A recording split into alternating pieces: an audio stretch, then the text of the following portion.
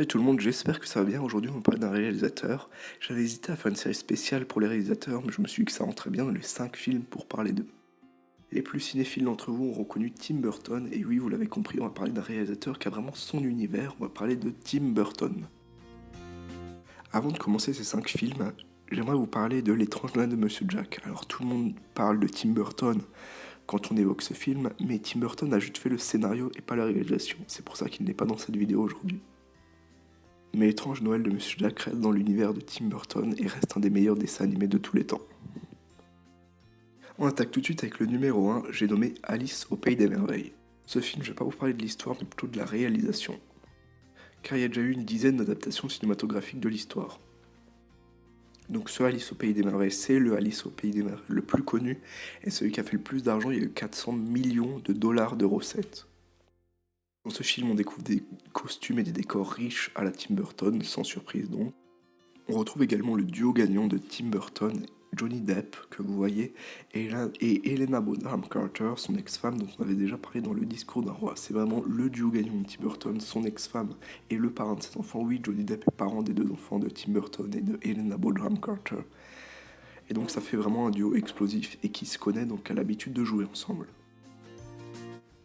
Et pour les curieux, il paraît que Alice au Pays des Merveilles 2 sortira en 2016. En numéro 2, je vous propose le dernier film en date de Tim Burton, donc le dernier qui est sorti, Big Eyes. Les amateurs d'art auront reconnu le tableau. Pour ce qui est des acteurs, on n'a ni Johnny Depp ni Helena Bonham Carter, mais on a Amy Adams, qui est aussi connue pour jouer dans American Bluff, dont vous voyez l'affiche à l'instant. Dans le second rôle, on retrouve aussi Christoph Waltz, qui est connu pour jouer beaucoup dans les films de Tarantino, notamment Django Unchained, dont vous voyez l'affiche, et Inglourious Basterds, dont 2 grands films de Tarantino. Ça reste aussi une valeur à surveiller vu qu'il jouera le méchant dans James Bond Spectre, donc qui sortira en 2016.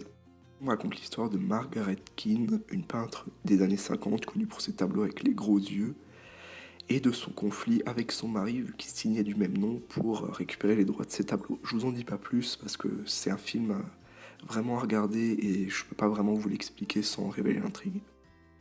Pour le film suivant, on va parler d'un film qui a bercé mon enfance et peut-être la vôtre. On va parler de Charlie à la chocolaterie.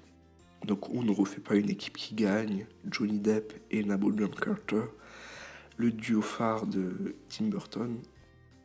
Et encore une fois, un monde magique peuplé de Oompa Loompa et de toutes sortes de sucreries s'ouvre à nous. C'est vraiment du Tim Burton tout craché et c'est très beau à voir et très bon à regarder. Numéro 4, on va parler de Dark Shadows. Dark Shadows, qui est donc une comédie à l'humour un peu noir et par moments gore. Donc dans ce film, on retrouve le duo Johnny Depp maquillé en véritable vampire et Helena Bonham Carter. Et au tournage de Dark Shadows, Tim Burton et Helena Bonham Carter n'étaient déjà plus ensemble.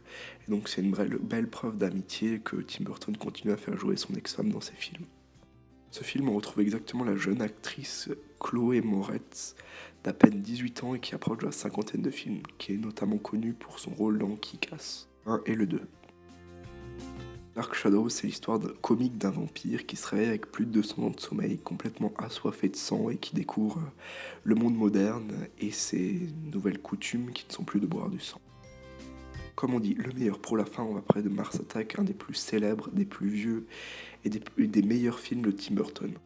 J'adore également cette affiche dessinée que je trouve juste géniale, qui fait vachement années 50 et c'est rétro et c'est super bien. Dans ce film, des acteurs monumentaux, notamment Jack Nicholson, qui est aussi connu pour avoir tourné dans Shining de Stanley Kubrick, qui est un film d'horreur, un des films d'horreur les plus connus du monde. Dans Mars Attack, on retrouve aussi Pierce Brosnan, qui est un ancien James Bond, ça a la classe pour un film comme ça, ainsi que Natalie Portman, qui a joué dans la récente trilogie de Star Wars.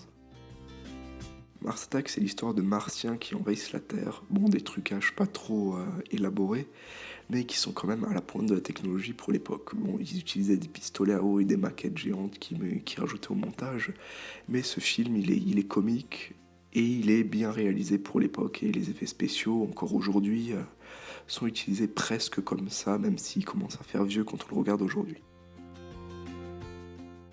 Et voilà, c'est déjà la fin de ce 5 films pour parler d'eux. On se retrouve la semaine prochaine, normalement, pour une critique de film, voire même un peu avant. Bon, d'ici là, abonnez-vous, un like, le commentaire, le Twitter, vous connaissez la chanson.